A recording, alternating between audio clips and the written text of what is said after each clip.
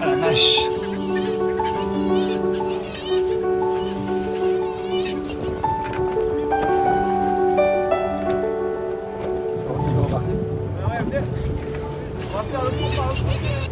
Saviez-vous combien difficile a été la construction de l'unique phare en mer de Vendée? Le phare a été construit de 1857 à 1861 sur le plateau rocheux des Barges qui constituait à l'époque, et encore aujourd'hui, un grand danger pour la navigation côtière. Les barges sont des roches à fleur d'eau dont on aperçoit à peine quelques têtes à marée haute et sur lesquelles bien des bateaux se sont perdus.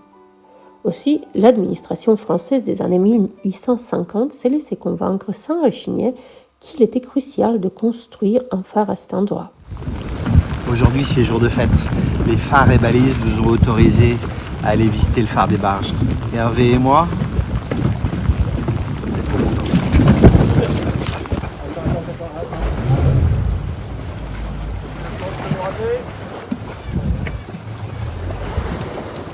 Les travaux ont commencé en 1857 par la préparation de la roche sur laquelle allaient être coulées les fondations. Pour la débarrasser des algues et des berniques, les ouvriers ont commencé au burin et au poinçon. C'est très lent.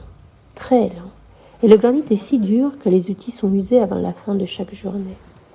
De plus, pour peu que la marée ou le mauvais temps empêche les embarcations d'accoster pendant quelques jours, et la roche est recolonisée par la faune et la flore.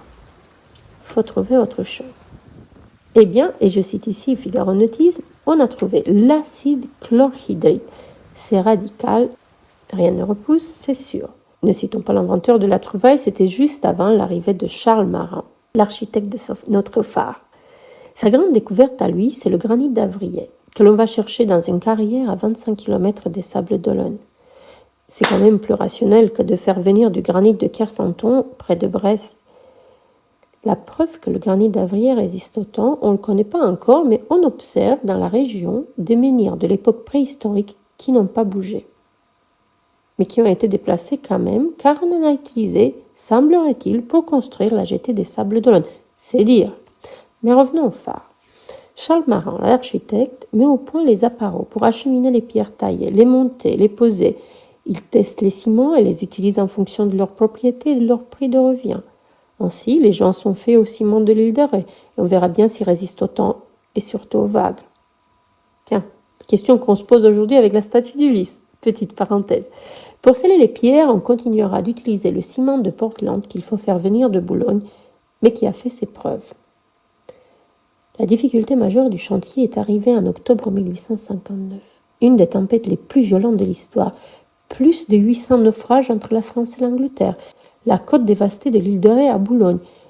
Le corps du phare des Barges n'a pas bougé. Donc pendant 50 ans dorénavant, le phare des Barges sera considéré comme le modèle des phares en mer. Au terme donc de ces 5 campagnes de travaux, la mise en service du phare a lieu dans la nuit du 14 au 15 octobre 1861. Comme l'indique Charles Marin dans son rapport, malgré ces dangers courus, nous n'avons pas eu à déplorer le moindre accident sérieux et aucun souvenir fâcheux ne vient troubler la satisfaction que tout le monde éprouve de voir enfin terminer un travail qui transforme en un phare bienfaisant un écueil terrible qui était chaque année le théâtre des douloureux sinistres. Quelle meilleure autre définition du phare de Barges que celle de son propre architecte. alors Hervé Retour, ce phare des Barges, il est inscrit dans l'histoire sablaise depuis combien de temps? Alors ce phare, il a été construit en un temps record, on peut dire, entre 1857 et 1861. Donc ils ont mis seulement 4 ans pour l'assembler, on va dire, et en faire un lieu emblématique pour les marins qui croisaient au large des sables. Quand est-ce qu'il a été habité et depuis quand est-ce qu'il n'est plus habité? Alors c'était effectivement un phare qui était veillé par des gardiens, donc 2 gardiens qui venaient pour une durée de 15 jours, et il a été habité donc depuis son ouverture en 1861 jusqu'en 1970, puisqu'à partir de 1970 il a été automatisé comme la plupart des phares en France. Qu'est-ce qui fait de ce phare un phare unique en Vendée? sa caractéristique, c'est quand même que ce soit le seul phare en mer de Vendée. Et au Sable, on a la chance, l'honneur, le privilège d'avoir le seul phare en mer de Vendée, donc les barges ici, et le dernier phare construit sur la côte atlantique avec l'Armandèche. Est-ce que vous avez une anecdote particulière sur la vie de ce phare? Alors on dit que ces phares en mer appartiennent à une catégorie particulière, on les appelle les phares de l'enfer, puisque les phares qui sont construits sur la terre, c'est le paradis. Les phares qui sont sur les îles, ce sont les phares dits du purgatoire, et puis les phares ici en pleine mer, eh bien l'enfer. C'était l'enfer pour ces sauveteurs, pas ces sauveteurs, pardon, pour ces gardiens. Il y en a certains qui sont restés bien trop longtemps. Le record de gardiennage, c'est 60 jours passés quand même dans le phare, sans être relevé. Allez, quelques informations techniques maintenant avant qu'on redonne à nouveau la parole à Yannick Moreau et Hervé Roturo qui sont allés le visiter pour nous. Le phare de Barge était en premier lieu un phare d'atterrissage signalant l'entrée du port. En 1967, il est devenu un phare de danger après la construction du phare de l'Armandèche sur la côte de la Chaume. Phare de l'Armandèche dont nous avons parlé sur la télé des Sables, vous pouvez toujours trouver notre vidéo de l'année dernière. La hauteur au-dessus de la mer est de 23 mètres.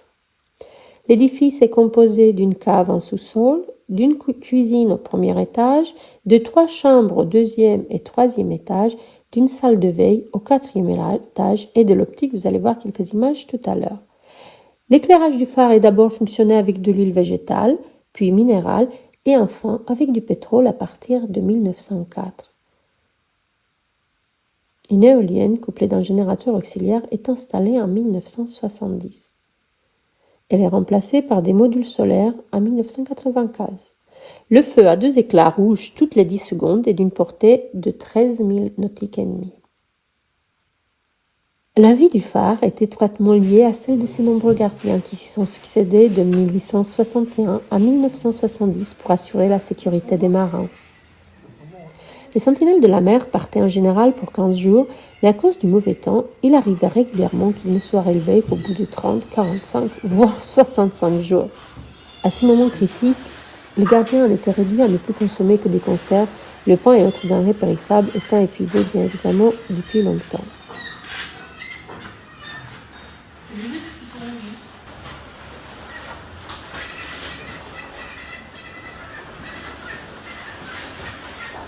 Est-ce que vous pouvez me dire ce que c'est que cette lentille? Racontez-moi un petit peu.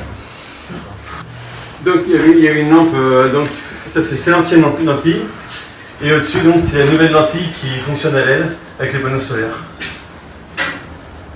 Ok, bon, c'est facile, hein, ça marche tout seul.